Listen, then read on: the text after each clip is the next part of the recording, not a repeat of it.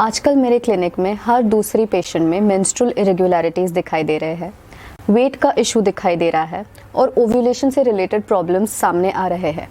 अगर आप भी ऐसे फीमेल हैं जिनमें ये सिम्टम्स दिखाई दे रहे हैं तो you are on the right video. Hello and welcome back to my channel #AskDrNamrata। और आज हम ऐसे विषय पे बात करेंगे जो आम तौर पर महिलाओं में देखा जाता है। आज हम थायराइड डिसऑर्डर्स के बारे में बात करेंगे। आपका थायराइड एक बटरफ्लाई शेप ग्लैंड है जो at the base of your neck situated है। ये ग्लैंड हॉर्मोन्स बनाता है जो लगभग आपके सारे ऑर्गन्स और इनकी फंक्शंस को अफेक्ट करता है। आइए जानते हैं थायराइड काम कैसे करता है। आपका ब्रेन आपके थायराइड ग्लैंड को सिग्नल करता है ताकि वो अपने हॉर्मोन्स बनाए। तो basically thyroid gland regulates growth and metabolism and it secretes it's hormones. So the thyroid hormones that it secretes are T3 जिसे हम ट्राईआयोडोथायरोनिन कहते हैं, T4 जिसे हम थायरोक्सिन कहते हैं और कैल्सिटोनिन। क्योंकि थायराइड डिसऑर्डर्स ज़्यादातर महिलाओं में देखे गए हैं, इसीलिए महिलाओं के हर important stage of their life में थायराइड डिसऑर्डर्स का क्या प्रभाव होता है right from puberty till menopause, इसे हम देखते हैं। प्यूबर्टी के दौरान मासिक धर्म इधर बहुत ही कम उम्र में आ जाता है यानी जल्दी आता है, या इधर वो बहुत ही लेट उम्र में आ जाता है यानी डिलेड हो जाता है। इसके अलावा एक बार मासिक धर्म आने लगे और फिर थायराइड डिसऑर्डर्स डिटेक्ट हो तो थायराइड हार्मोन्स के लेवल के कारण मासिक का फ्लो बहुत ही कम हो सकता है जिसे हम स्कैंटी या लाइट फ्लो कहते हैं, या बहुत ही ज़्यादा हो सकता है जिसे हम हैवी फ्लो कहते हैं। इसके अलावा हार्मोन के लेवल के वजह से, थायराइड हार्मोन्स के लेवल के वजह से इधर इरेगुलरिटीज़ मेंसेस में दिखाई देते हैं या तो कंप्लीट एब्सेंस दिखाई देता है जिसे हम एमेनोरिया भी कहते हैं। इसके अलावा एक अंडर एक्टिव या ओवर एक्टिव थायराइड ओव्यूलेशन पर भी असर करता है।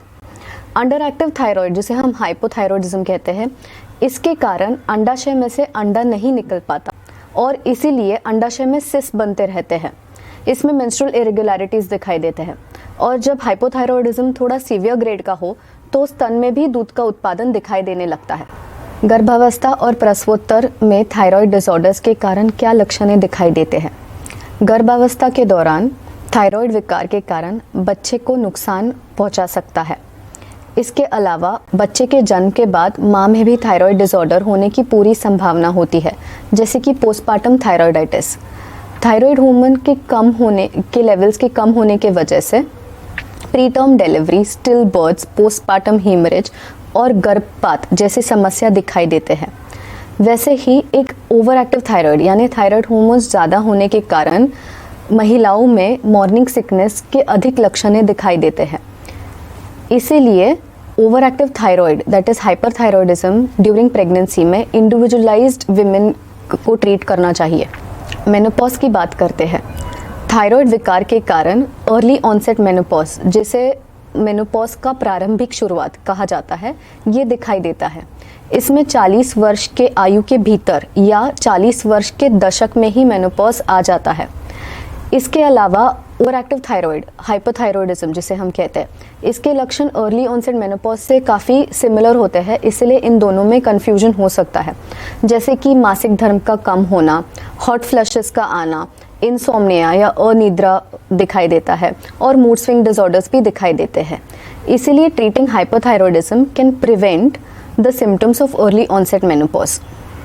इसके डायग्नोसिस में क्लिनिकली साइंस एंड सिम्टम्स को देख के और एक सिंपल ब्लड टेस्ट करवा के, जिसे हम थायराइड फंक्शन टेस्ट कहते हैं, करवा के पता चल सकता है कि ये एक ओवर एक्टिव थायराइड है या अंडर एक्टिव थायराइड है, जिसमें हमें थायराइड स्टिमुलेटिंग हार्मोन, इस हार्मोन का लेवल देखना होता है जिसे हम TSH भी कहते हैं। इसके अलावा अगर आपके थायराइड ग्लैंड में एनलार्जमेंट है, नोड्स है, नोड्यूल्स है, तो आप अलग अलग टेस्ट करवा सकते हैं, जैसे कि थायराइड स्कैन करवा सकते हैं, अल्ट्रासोनोग्राफी करवा सकते हैं, रेडियो एक्टिव आयोडीन टेस्ट करवा सकते हैं।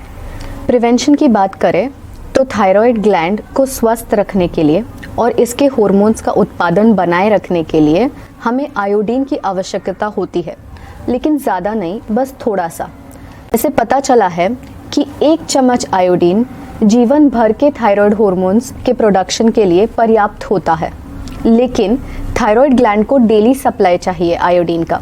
इसलिए हमें हर रोज़ किसी न किसी रूप से आयोडीन का इंटेक करना चाहिए। सबसे अच्छा तरीका आयोडीन प्राप्त करने का ये होता है कि आप एक स्वस्थ यानी हेल्दी फूड का इंटेक करें। इसमें आप समुद्री भोजन या डेयरी प्रोडक्ट्स को आप अपने डाइट में इंक्लूड कर सकते हैं। इसके अलावा सबसे आसान तरीका आयोडीन को अपने डाइट में इंक्लूड करने का ये होता है कि आप आयोडाइज्ड नमक अपने फूड में यूज़ करें। I hope this information was resourceful to you.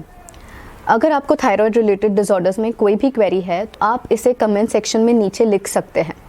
इसके अलावा do not forget to like, share and subscribe to my channel. Thank you once again for tuning into my channel, and up till my next video, stay healthy and stay fit.